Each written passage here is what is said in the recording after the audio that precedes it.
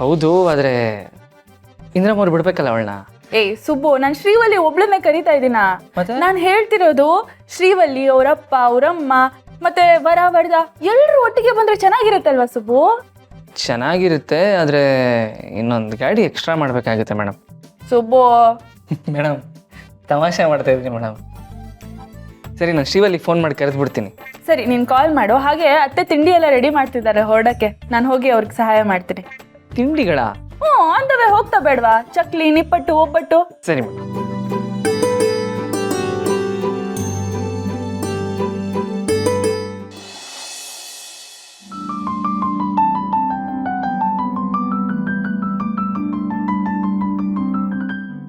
ಏನ್ ಪದ್ಮನಾಭ ಅವರೇ, ಪ್ಯಾಕಿಂಗ್ ಎಲ್ಲ ಜೋರಾಗಿದೆ. ಮಾಡ್ಬೇಕಲ್ಲ ಯಜಮಾನ್ರೆ. ನಾವಿಬ್ಬರೇ ಹೋಗೋದಾದ್ರೆ ಗುಂಡ್ರಿಗೋವಿ ಥರ ಹೋಗಿ ಬಂದ್ಬಿಡ್ಬೋದಾಯ್ತು. ಆದರೆ ಸಂಸಾರ ಸಮೇತ ಹೋಗ್ತಾ ಇದೀವಲ್ಲ, ಸಣ್ಣ ಪುಟ್ಟ ಸಮಸ್ಯೆ ಆಗದೇ ಇರೋ ಹಾಗೆ ನೋಡ್ಕೋಬೇಕಲ್ಲ, ಅದಕ್ಕೆ ಈ ಏರ್ಪಾಟೆಲ್ಲ. ಯಾರನ್ನೇ ಆಗ್ಲಿ ಜೋಪಾನವಾಗಿ ನೋಡ್ಕೊಳ್ಳೋದ್ರಲ್ಲಿ ನಮ್ಮ ಪದ್ದು ಎತ್ತಿದ ಕೈ. ಸಂಸಾರ ಆಗ್ಲಿ, ಜವಾಬ್ದಾರಿಗಳಾಗ್ಲಿ ಅಷ್ಟೇ ಚೆನ್ನಾಗಿ ನಿಭಾಯಿಸ್ತಾನೆ. ಆದ್ರೆ ಯಾರ ಹತ್ರನೂ ಯಾವ ವಿಷಯನೂ ಕೇಳ್ಕೊಳ್ಳೋದಿಲ್ಲ. ಸರಿಯಾಗಿ ಹೇಳಿದ್ರಿ ನಂದಿನಿಯಮ್ಮ. ಇಷ್ಟು ದಿನ ಇವ್ರನ್ನ ಸೋಂಬೇರಿ ಅಂದ್ಕೊಂಡಿದ್ವಿ. ಇರೋ ಬರೋ ಜವಾಬ್ದಾರಿ ಎಲ್ಲ ಮಗನ ಮೇಲೆ ಹಾಕ್ಬಿಟ್ಟು ಆರಾಮಾಗಿ ಓಡಾಡ್ಕೊಂಡಿದ್ರು. ಆದರೆ ಈಗ ಗೊತ್ತಾಯ್ತು ಇವ್ರು ಎಂಥ ಜವಾಬ್ದಾರಿನ ನಿಭಾಯಿಸ್ತಾ ಇದ್ರು ಅಂತ. ನಿಜವಾಗ್ಲೂ ಇವ್ರ ಬಗ್ಗೆ ಹೆಮ್ಮೆ ಇದೆ. ಮಾವ ಅಂದರೆ ಏನು ಅನ್ಕೊಂಡಿದ್ದೀರಾ ಅತ್ತೆ? ನೀವೆಲ್ಲ ಅಪ್ಪ ಅಮ್ಮನ ದೇವರು ಅಂತ ಹೇಳ್ತೀರಾ, ಆದರೆ ನನ್ನ ಪಾಲಿಗೆ ನಿಜವಾದ ದೇವರು ಮಾವ. ಯಾಕಂದರೆ ಅವರು ನಮ್ಮ ಅಮ್ಮಂಗೆ ಇಷ್ಟು ವರ್ಷ ಕಾವಲಾಗಿ ಕೋಟೆ ಹಾಗೆ ಭದ್ರವಾಗಿ ನಿಂತಿದ್ರು.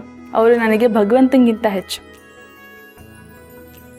ಅಯ್ಯಯ್ಯೋ, ಈಗ ಆ ಮಾತನ್ನ ಆಡ್ತಾ ಕೂತ್ಕೊಂಡ್ರೆ ಹೊತ್ತಾಗುತ್ತೆ. ನಾವೆಲ್ಲ ಬೇಗ ಹೊರಡಬೇಕು. ಬೇಗ ಹೋಗಿ ಮಲ್ಕೊಳ್ಳಿ. ವಿಶಾಲು, ಆ ನೀರಿನ ಬಾಟ್ಲೆಲ್ಲ ಕೊಡಿಲಿ. ಅರೆ, ಇದೇನು ನೀರನ್ನ ಹಿಂಗೆ ತುಂಬ್ಕೊಂಡು ಹೊರಟಿದ್ದೀರಾ? ನಮ್ಮಂಥ ಮಿಡಲ್ ಕ್ಲಾಸ್ ಜನಕ್ಕೆ ಇದೇ ನೀರಿನ ಕ್ಯಾನ್ ಯಜಮಾನ್ರೆ. ಮಿಡಲ್ ಕ್ಲಾಸ್ ಅವ್ರ ಜೀವನನೇ ಇಷ್ಟೇ ಅಲ್ವಾ? ಅಡ್ಜಸ್ಟ್ಮೆಂಟಲ್ಲೇ ಜೀವನನ ಜಾಲಿಯಾಗಿ ಕಳೆದು ಬಿಡ್ತೀವಿ. ಅಲ್ಲೂಜ ಬ್ರಷು ಹಳೇದಾದರೆ ಬಾಚನ್ಗೆ ಕ್ಲೀನ್ ಮಾಡೋಕ್ಕೆ ಇಟ್ಕೋತೀವಿ. ಶರ್ಟು ಬನ್ನಿನ ಕಿತ್ತೋದ್ರೆ ಬಚ್ಚಲ್ ಮನೆ ಆಚೆ ಕಾಲು ಒರ್ಸಕ್ಕೆ ಇಟ್ಕೋತೀವಿ. ಅಷ್ಟೇ ಅಲ್ಲ, ಅಂಗಡಿಗೆ ಹೋಗಿ ಏನಾರು ತೊಗೊಂಡು ಬಂದರೆ ಕವರಲ್ಲಿ ಹಾಕ್ಕೊಡ್ತಾರೆ. ಅದನ್ನ ಯಾಕೆ ಬಿಸಾಕಬೇಕು? ಆ ಕವರ್ನೆಲ್ಲ ಒಂದು ಕವರ್ಗೆ ಹಾಕಿ ಇಟ್ಕೊಂಡಿದ್ರೆ ನಾವು ಏನಾರು ಯಾರಿಗಾರು ಕೊಡಬೇಕು ಅಂತಂದರೆ ಅದ್ರಲ್ಲಿ ಕೊಡ್ಬೋದು. ಇಲ್ಲ ನಾವೇ ಏನಾರು ಹಾಕೊಂಡು ಹೋಗ್ಬೇಕು ಅಂದ್ರೆ ಹಾಕೊಂಡು ಹೋಗ್ಬೋದು ಅಲ್ವಾ? ಸುಬ್ಬು ಯಾವಾಗಲೂ ಹೀಗೆ ಅಪ್ಪ. ನಾನು ಮುಂಚೆಯಿಂದ ಅವನ್ನ ಅಬ್ಸರ್ವ್ ಮಾಡ್ತಿದ್ದೀನಿ. ಅವ್ನು ಯಾವುದನ್ನು ವೇಸ್ಟೇ ಮಾಡ್ತಾ ಇರಲಿಲ್ಲ. ಇರೋದ್ರಲ್ಲೇ ಅಡ್ಜಸ್ಟ್ ಮಾಡ್ಕೊಂಡು ಬದುಕ್ತಾನೆ. ಅದನ್ನ ನೋಡಿ ನೋಡಿ ನಾನು ಈಗ ಅದನ್ನೇ ಕಲ್ತಿದ್ದೀನಿ.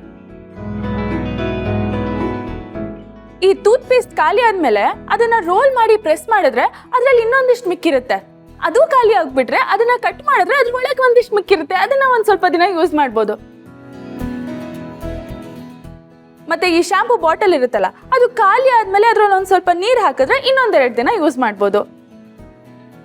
ಮತ್ತೆ ಸೋಪು ಯೂಸ್ ಮಾಡಿ ಮಾಡಿ ಚಿಕ್ಕದಾಗ್ಬಿಟ್ಟಿರುತ್ತಲ್ಲ, ಅದನ್ನ ಹೊಸ ಸೋಪಿಗೆ ಅಂಟಿಸ್ಬಿಟ್ರೆ ಅದನ್ನ ಮತ್ತೆ ಯೂಸ್ ಮಾಡ್ಬೋದು. ಈ ಹಳೆ ಸೀರೆ ಎಲ್ಲ ಹರಿದೋಗ್ಬಿಟ್ಟಿರುತ್ತಲ್ಲ, ಅದನ್ನೆಲ್ಲ ಜೋಡಿಸಿ ಸ್ಟಿಚ್ ಮಾಡಿದ್ರೆ ಅದೇ ಕೌದಿ, ಅದನ್ನ ಹೊತ್ಕೊಂಡು ಮಲ್ಕೋಬಹುದು.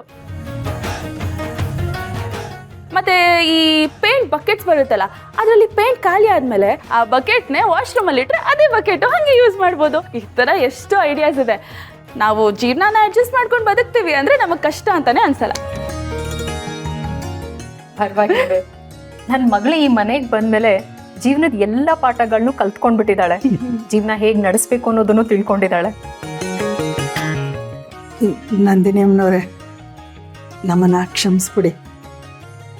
ನಮ್ಮದು ಮಧ್ಯಮ ವರ್ಗದ ಮನೆ. ಶ್ರಾವಣಿಯಮ್ಮ ಅವ್ರ ಮನೇಲಿ ರಾಣಿಯಾಗಿ ಬೆಳೆದವರು. ಆದರೆ ನಮ್ಮ ಜೊತೆ ಬಂದಮೇಲೆ ಕಷ್ಟನೋ ಸುಖನೋ ನಮ್ಮದ್ರಲ್ಲಿ ಒಂದಾಗಿ ಬದುಕ್ತಾ ಇದ್ದಾರೆ. ನಮ್ಮ ಕಷ್ಟಗಳೆಲ್ಲ ಅವರು ಅನುಭವಿಸ್ತಾ ಇದ್ದಾರೆ. ಇಲ್ಲ ವಿಶಾಲ್ ಅವರೇ, ಮಿಡಲ್ ಕ್ಲಾಸ್ ಫ್ಯಾಮಿಲಿಗಳಲ್ಲಿ ಬರೀ ಕಷ್ಟನೇ ಇರೋದಿಲ್ಲ. ಸಂಬಂಧಗಳು, ಭಾವನೆಗಳು, ಸಂತೋಷ ಈ ಕಷ್ಟಗಳಿಗಿಂತ ಜಾಸ್ತಿನೇ ಇರುತ್ತೆ. ಚಿನ್ನದ ತಟ್ಟೆಯಲ್ಲಿ ಉಪ್ಪು ಖಾರ ಇಲ್ದಿರೋ ಊಟ ಮಾಡೋದ್ರ ಬದಲು ಒಂದು ಮಣ್ಣಿನ ಬಟ್ಲಲ್ಲಿ ಅಂಬ್ಲಿ ಕುಡಿದ್ರೆ ಎಷ್ಟೋ ಚೆನ್ನಾಗಿರುತ್ತೆ. ನೋಡ್ದೇ ನಮ್ಮ ಯಜಮಾನ್ರು ಮಿನಿಸ್ಟರ್ ಆಗಿದ್ದವರು. ನಮ್ಮ ನಂದಿನಿಯಮ್ಮವರು ಅರಮನೇಲಿ ಬೆಳೆದವರು, ಆದರೆ ಅವ್ರು ಯಾರಿಗೂ ಶ್ರೀಮಂತಿಕೆ ಆಡಂಬರ ಬೇಕಾಗಿಲ್ಲ. ತೋರಿಕೆ ಅಹಂಕಾರ ಇಲ್ವೇ ಇಲ್ಲ. ಅವ್ರ ಹತ್ರ ಇರೋದೆಲ್ಲ ಪ್ರೀತಿ ಮಮಕಾರ ಅಷ್ಟೇ. ಅಯ್ಯೋ ಸರಿ ಸರಿ, ಸ್ವಲ್ಪ ಕರ್ದಿದ್ದ ತಿಂಡಿಗಳನ್ನೆಲ್ಲ ಸ್ವಲ್ಪ ಜಾಸ್ತಿನೇ ಪ್ಯಾಕ್ ಮಾಡಿ. ನನಗೂ ಚಕ್ಲಿ, ಕೋಡ್ಬಳೆ, ಈ ಒಗ್ಗರಣೆ ಪುರಿ ಅಂದರೆ ತುಂಬ ಇಷ್ಟ. ಸರಿ ಯಜಮಾನ್ರೆ.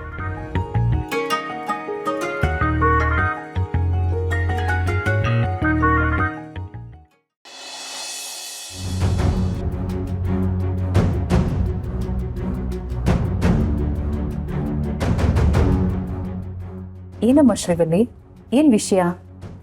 ಆಂಟಿ, ಅದು ನಾನೊಂದು ಮುಖ್ಯವಾದ ವಿಚಾರ ಮಾತಾಡಬೇಕಿತ್ತು. ಅದು ಎಲ್ಲರೂ ಮುಂದೆನೇ ಹೇಳಬೇಕಿತ್ತು. ಅದಕ್ಕೆ ತಕ್ಷಣ ಓಡ್ ಬಂದೆ. ಏನಮ್ಮ ಅಂಥ ವಿಷಯ? ನನ್ನ ಜೀವನದ ಬಗ್ಗೆ, ನನ್ನ ಬದುಕಿನ ಬಗ್ಗೆ, ನನ್ನ ಪ್ರೀತಿ ಬಗ್ಗೆ, ಹಾಗೆ ನನ್ನ ಮದುವೆ ಬಗ್ಗೆ.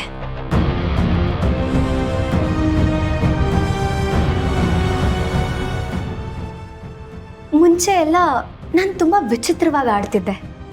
ಏನೇನೋ ಕನಸುಗಳನ್ನ ಕಾಣ್ತಿದ್ದೆ. ಆ ಕನಸುಗಳು ನನ್ಸಾಗಬೇಕು ಅಂತ ಎಲ್ಲರ ಮೇಲೂ ಕೋಪ ಮಾಡ್ಕೋತಿದ್ದೆ.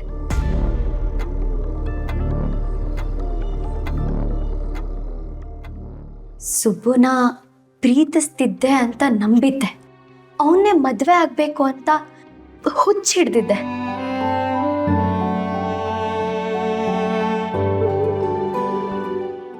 ಆದರೆ ಅದರಿಂದ ನಿಮಗೆಲ್ಲ ನಾನು ಎಷ್ಟೆಲ್ಲ ಕಷ್ಟ ಕೊಟ್ಟಿದ್ದೀನಿ.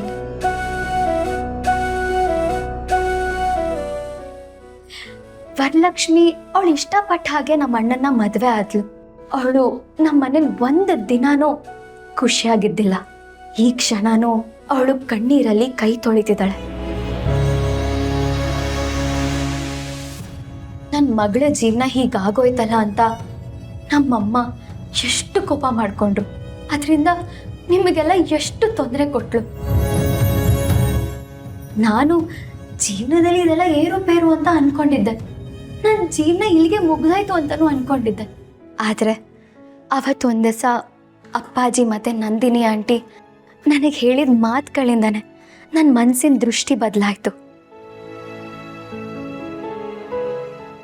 ಬದುಕು ಯಾವತ್ತಾದರೂ ಒಂದಿನ ಬದಲಾಗ್ಬೋದು ಅಂತ ಅವ್ರು ಹೇಳಿದ್ದಕ್ಕೆ ನಾನಿವತ್ತು ಈ ನಿರ್ಧಾರ ತಗೊಳ್ಳೋದಕ್ಕೆ ಸಾಧ್ಯ ಆಗಿತ್ತು.